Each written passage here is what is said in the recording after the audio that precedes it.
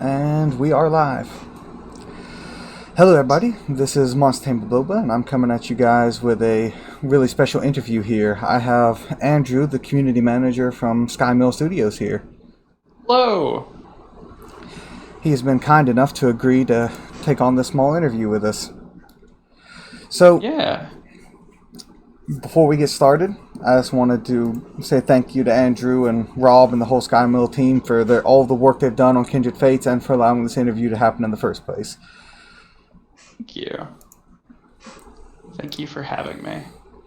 So we'll get right into the first question, which is one I'm sure that a lot of people might be wondering, is what inspired you guys to make this game in the first place? What inspired us to make this game in the first place? Well, it's sort of, as some people probably know, this game has taken different iterations before it actually, like, the proper first project file actually started. And that was a coding challenge for me when I was learning programming when I just started. And it was supposed to be, like a really small thing. And then we sort of, I think that was around the time that, let's see, it was February of last year.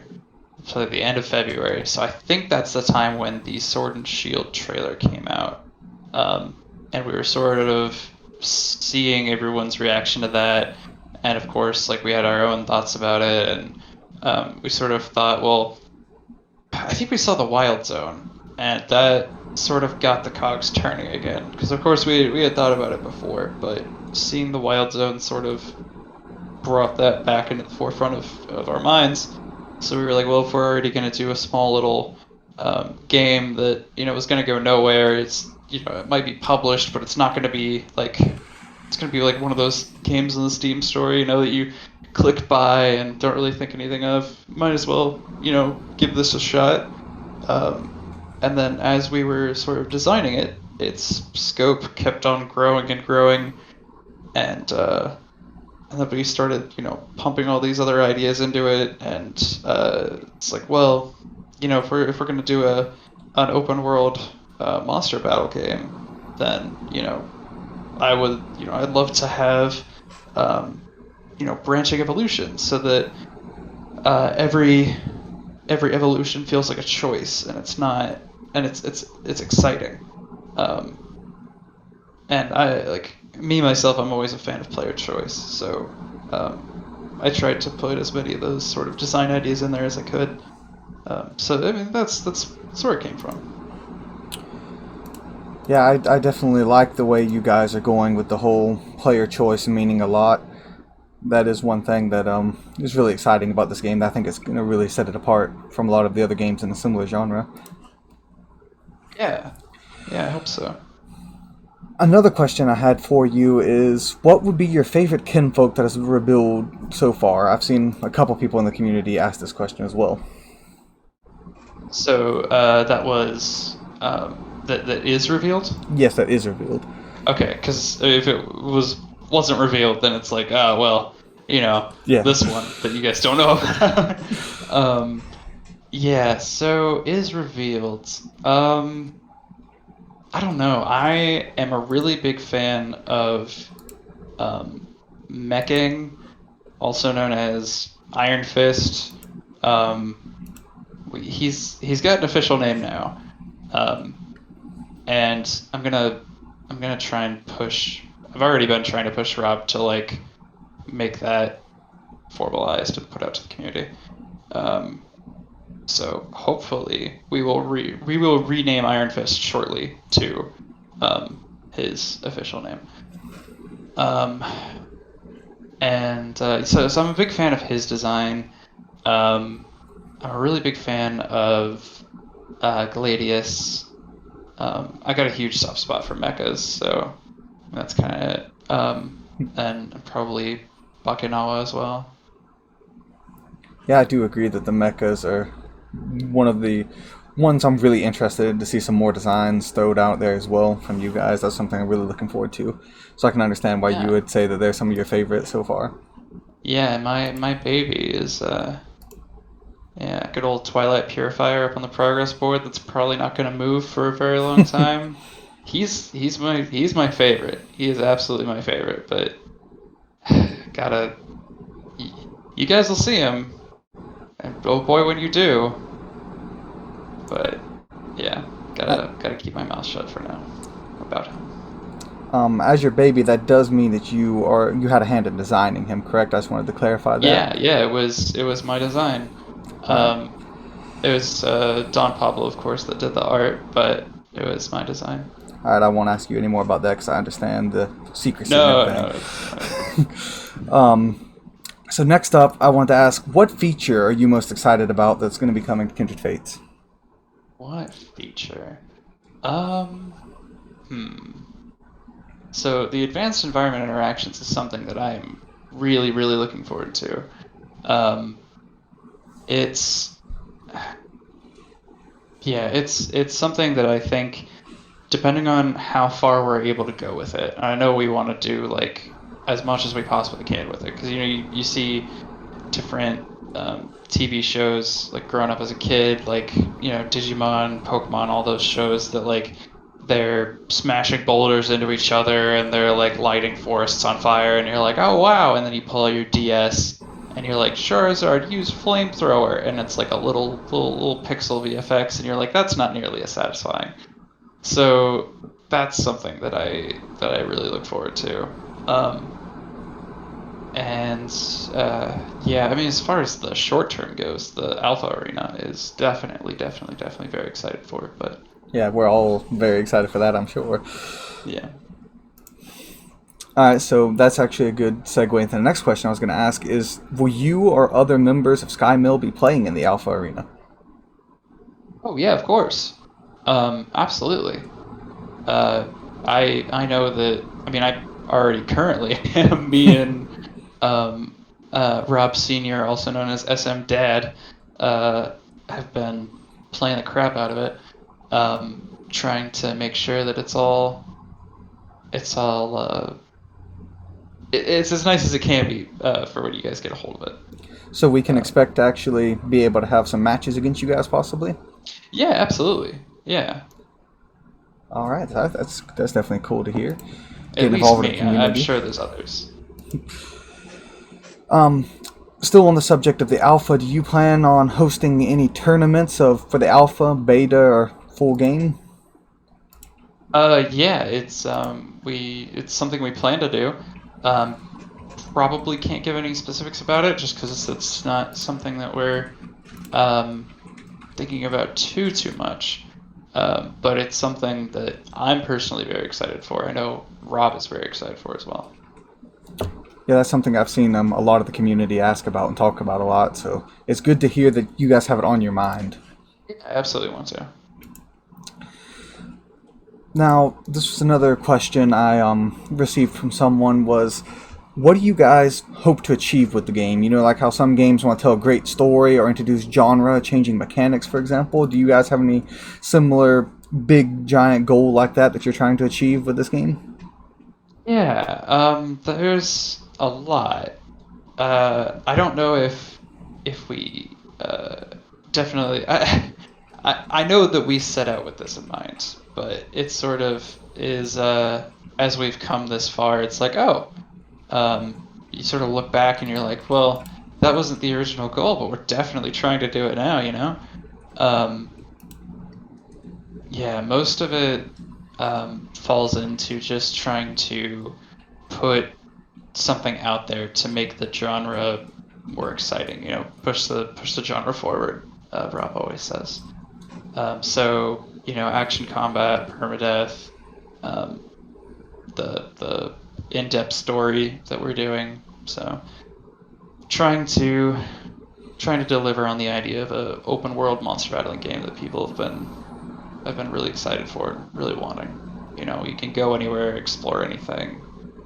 A world that feels like it exists even when you're not, when you're not playing or when you're not in certain areas. You come back to others, and it still feels like something was going on while you weren't there. Yeah, that's definitely interesting to hear, because that I know myself personally and a lot of the community have been really craving a more mature, more in-depth open world experience from Monster Tamer games. Most of the ones that I've played personally tend to be fairly linear, so the whole open world idea is something that really drew my attention with Kindred Fates. Yeah. Next up, I wanted to ask, how does it feel to be working with not only your brother but also now your dad? It's becoming like almost a whole family, get involved in it now. Yeah. It's interesting. We only just recently brought on our dad for QA testing, and he's very excited and he's very diligent. He'll be working all the time on it because of how excited he's been excited for it ever since we first started it. Before we had a Kickstarter, before it became anything big, he's always been super supportive and super excited. So the fact that um, he can test stuff for us is really great because I know he's the kind of gamer that is very very specific and meticulous about things. He's always hyper focused in things that he thinks should be right and should not be right. So he'll he's already churned out several bug reports on everything under the sun that he thinks isn't correct. So he's a great QA tester to have. He's very excited, and then working with my brother is um, it's interesting. It's a different dynamic than I have worked in before, um, but it's nice. It's nice because I know obviously I know him very well because he's my brother. Um, so I know where his head's at. I feel like most of the time, um, and and yeah, I mean it's a bit challenging because we're states away. He's in Ohio, I'm in Florida, but I would say it works pretty well because I think we sort of have that understanding. Yeah, while my family doesn't particularly help me with what I do on a daily basis, I do have a brother and my grandpa both know about my YouTube and are very supportive of my, trying my YouTube and everything. So I know it's very nice to have family with you that can support you and understand what you're doing. So it's really good to hear that you guys are all clicking together so nicely and everything. Yeah. Yeah. Um, the next one was one I was really interested to hear about. Is just what exactly was your reaction when you saw just how much support the Kickstarter received? It was yeah, it was insane. Oh my gosh. So I took a break from the project after I believe May of was it like May of last year? Um, so there was a period from like May of last year to about January, like just before the Kickstarter, um, where I wasn't really like I was following it, but I wasn't really super following it. But then when I came back on as community manager before the Kickstarter, or when the Kickstarter first started, I forget. Um, it it was really really nerve wracking because Rob put so much into this. He was really really gambling on this Kickstarter succeeding. Um, he was cutting it very very close. Um, like yeah, I don't want to like say anything that he doesn't want me to, but um, he really believed in this game. He really really believes in it. So he it got to the point where he's like, I don't know what I'm gonna do if this fails. So the first few days were, I think the first 3 days, um, we started out decently strong, and then it started to like taper off, and that got really stressful because it was like, what if we don't make it?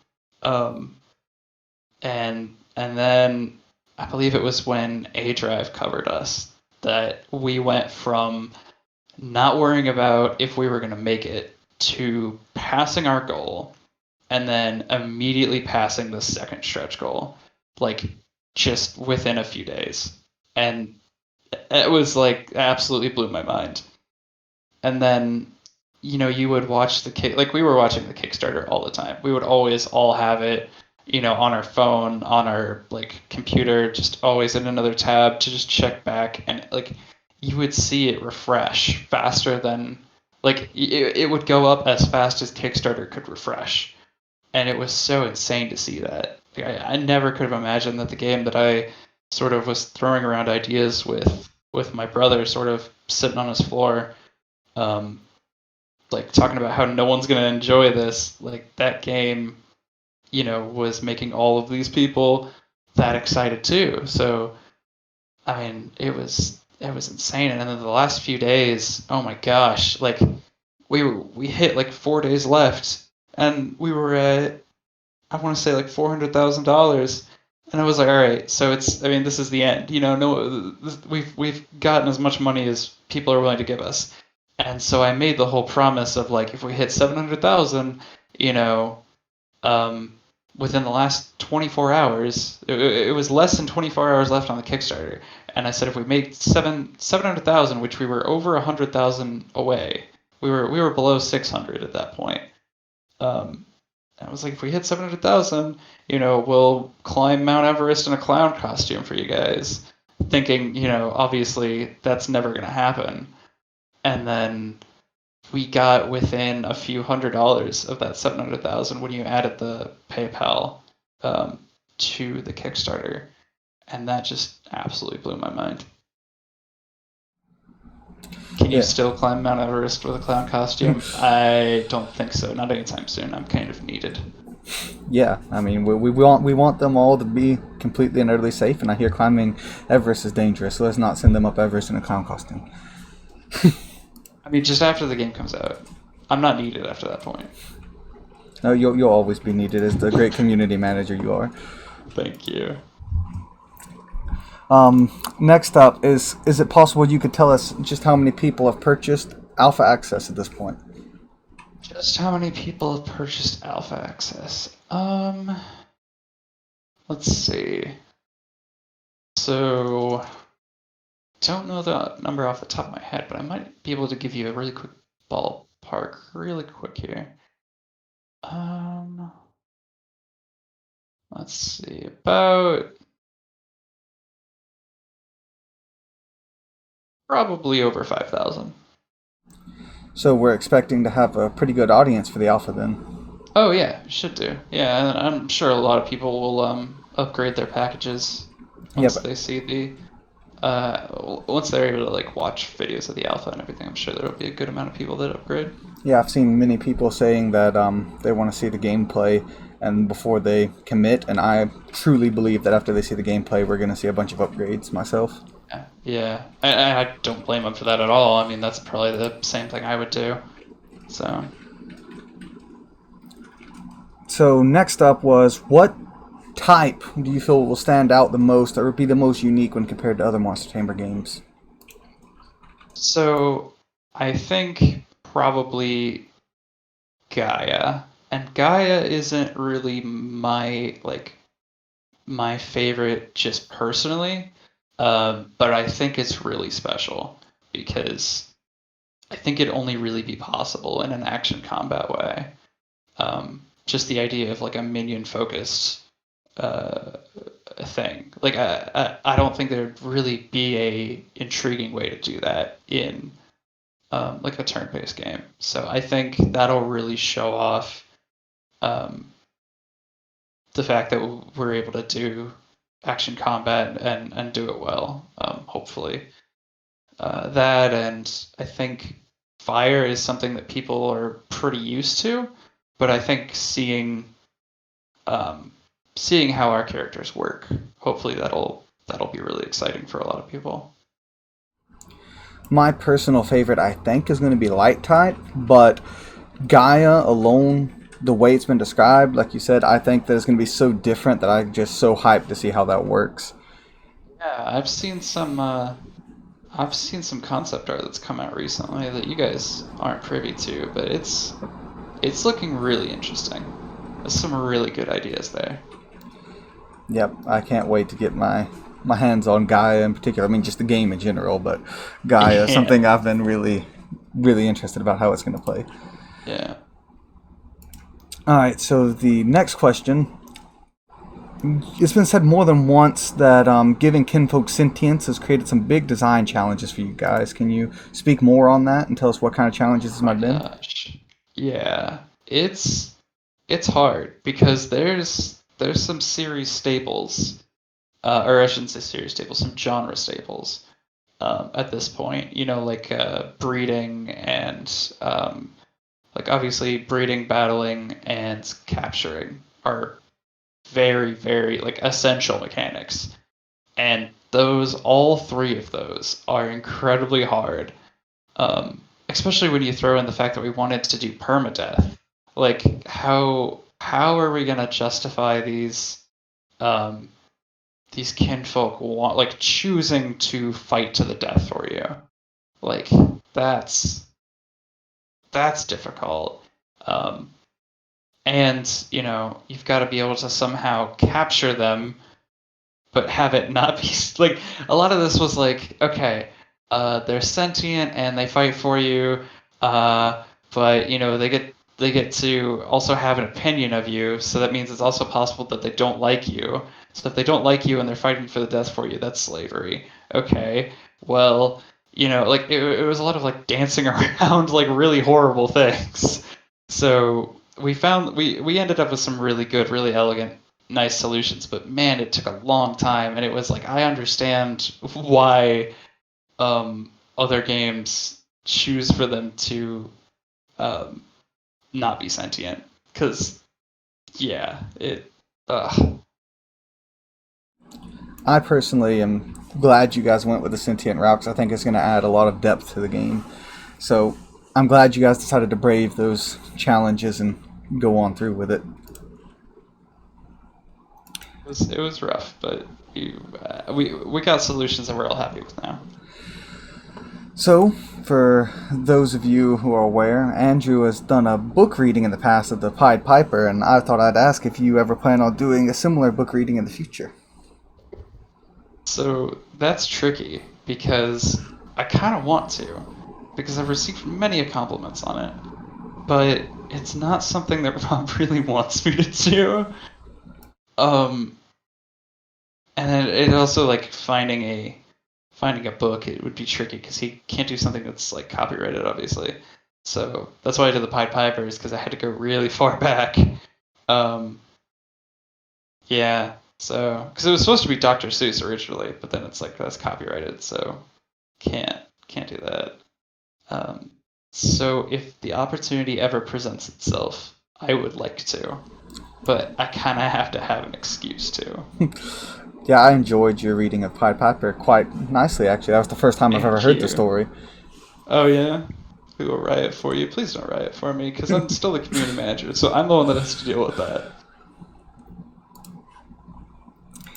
Alright, this is going to be the last question I have prepped before we start getting into some of the more community um, questions. So, what has been your favorite Kindred Fates meme you have seen so far? Favorite Kindred Fates meme? I gotta say, because I see Cursed is in the chat. Cursed makes some excellent Kindred Fates memes. Oh my gosh, I am so incredibly impressed with a lot of the stuff that Cursed makes. I think the me as a Disney princess thing on the Faders art stream, that that some solid memes came out of that. Don't really know if I have a favorite. If I had to choose a favorite, it would be the GIF I have saved of um, Rob's Bork on the Bakinawa chasing after my Bork with the Neon Cat Rainbow Trail going behind it. That's pretty solid. Yep, that meme is a golden legendary of a meme right there. It is. It really is. Oh, and then there's also the you said golden, so it reminded me of the ice lemur that Tori made. And then the golden version of that I made out of it for like an award. Those are pretty solid as well. And next up, we have a community. We're going to go into some of the community questions. Oh boy. Roxas300 on Twitter asks, How many taming games have you played? And he'd like to add, what was your favorite of them? Um, how many Tamer games have I played? So I've played a long, long time ago. I played Spectrobes, and I can only just barely remember that. It was only just recently that I actually remembered what the name of it was. Um, and then all of the Pokemon games up until what was it? Probably Black and White. So I don't actually have that wide of an experience in the genre. But if I had to pick a favorite, probably was it Diamond, Pearl, and Platinum that let you do the underground secret bases? I think so, but I'm not a Pokemon expert. Chat, was it Diamond Yeah, Pearl that let you do I am that? not a I'm not a Pokemon expert either, but it's kind of all I know, so that's why I always reference it. Yeah, Gen 4. I would say probably those games because the secret underground bases were so much fun. Next up, we have two different people asked the same question. Marlon and Clasher both asked, "How important are foreheads in the Kindred Fates world?" Not sure where this question came Very from, but very important, actually. So, it's a little known lore snippet, actually, here that the bigger the forehead, the more power it's assumed that people have. So, you'll see people walking around with like 1 to 2 inch foreheads, and you know that they're probably not that strong on like the power hierarchy here. Um, but the people that have like a solid like 3 to 4 foot long forehead, you know that those are like your kings, aristocrats, etc. And then there is a legendary in the game that is just a forehead, and he's the strongest. alright, so you guys heard it here first. They're legendary with giant forehead confirmed. No, not with, just Oh yeah, it is. just It is just giant is a forehead. It forehead. is Yeah, confirmed. One of the legendaries is a giant sentient forehead. exactly. Oh, he's not sentient. He's the only one that's not sentient. Yep. So you guys heard it. Heard it here first. Yeah. Next up, we have Dachi from Twitter asks, "Is there anything you're particularly fond of about the project, like the making of the kinfolk, the music, the world development, etc., like the part of the creation process that you enjoy?" There's a lot. I would say the probably the world building is some of the most fun because we're taking a real life location geography and we're trying to imitate it as much as possible, and then also sort of like it's like we're creating almost like a parallel universe, like it's the same location but this like a completely different, um like as far as like the man-made structures and everything, it's completely different. Like it's very interesting. I haven't done any world building at this scale before, and it's really really fun. Next up on our list from community questions is Marlon asks, "What is your favorite pretzel dip, Andrew?" What's my favorite pretzel dip? Have they not seen the first episode of Kindred Talks where I answered this question? Because I haven't, and I forget, but I probably said beer cheese. So probably beer cheese. All right, and that is the questions that we've had prepped for today. Um, would you mind if we took a couple from the chat? Oh, All right, so chat, do you guys have any questions for Andrew? just rapid fire them at me. Um, Probably a little bit of a stream delay here.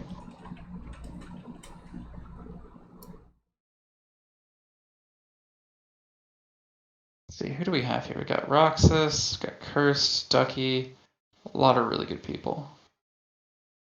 Uh, what would be your team in Kindred Fates? Of the currently revealed Kinfolk,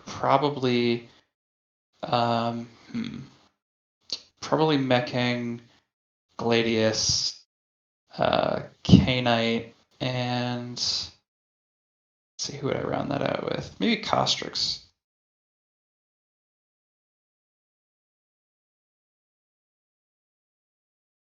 Um, I just realized that you're interviewing me. I shouldn't be the one reading the chat. My bad. It's instinct from No, interviewing other people.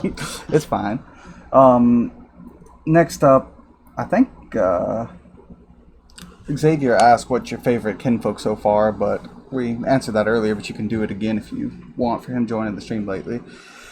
Just a quick recap. Meching or Gladius. I'm a really big fan of the mechas. Alright, and next up is Ducky Screams wants to know, is there going to be any unrevealed Kinfolk in the alpha? I'm sure you probably can't answer, but...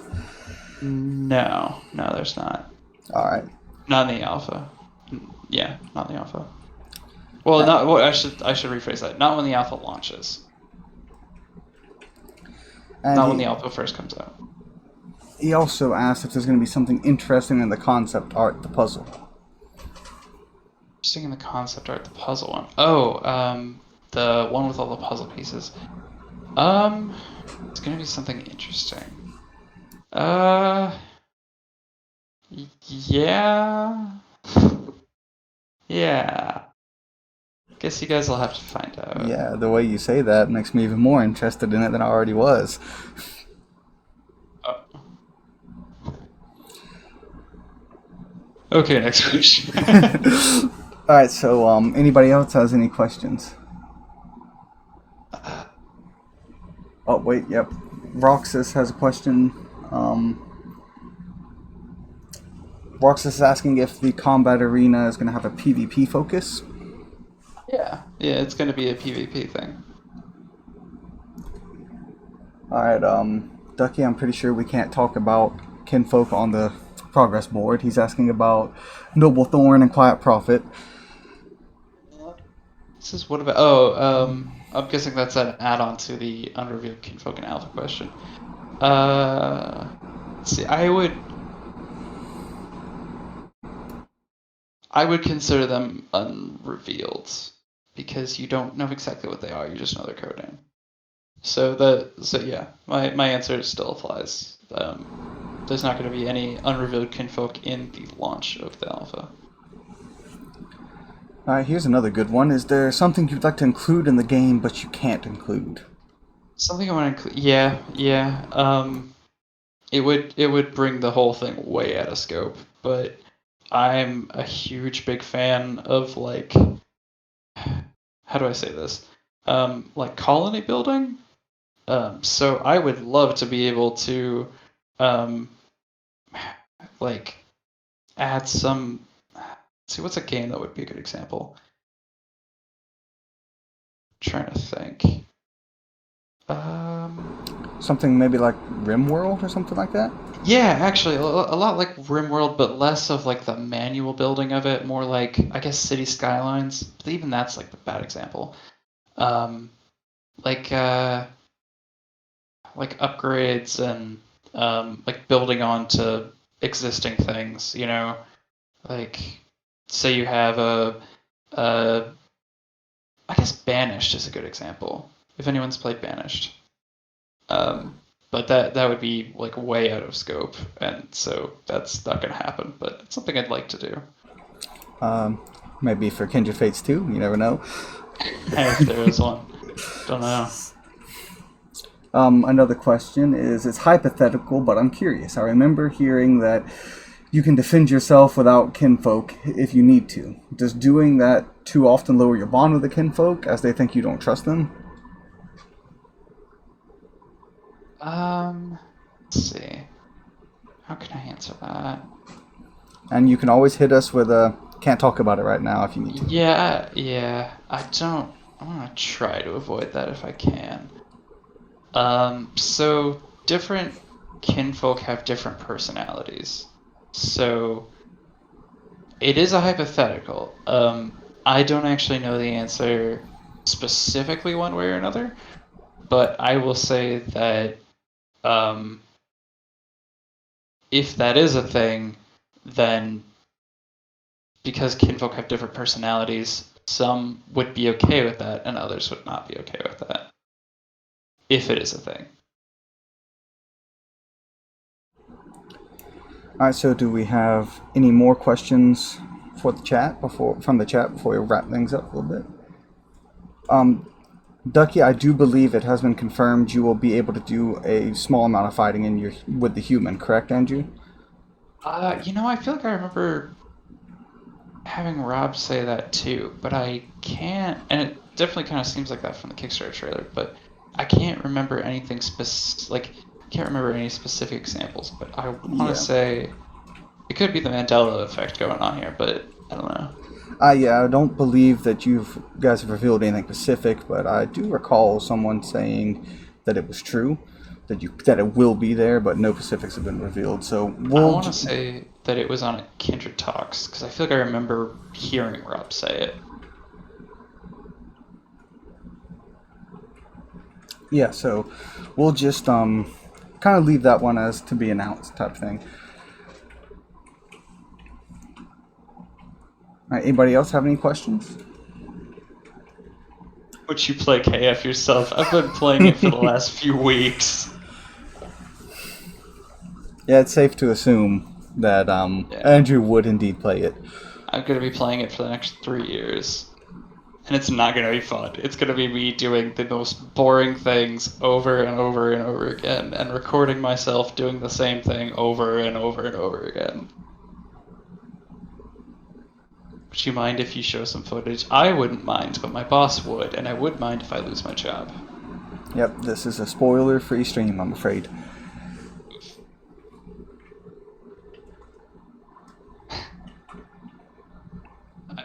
This means to say, would I play it if I wasn't working on it? Then yes, I would.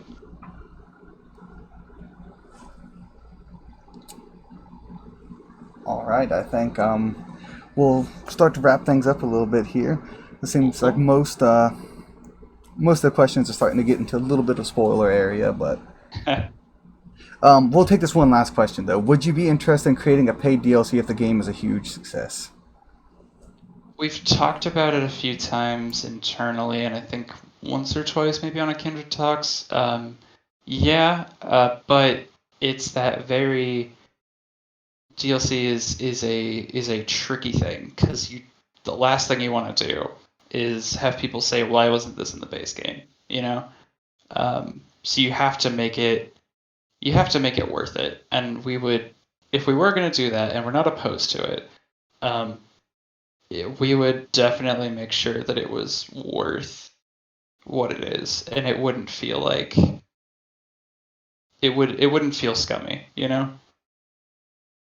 Yeah, I completely understand. Sometimes DLC gets a horrible reputation because basically because of everything you just said.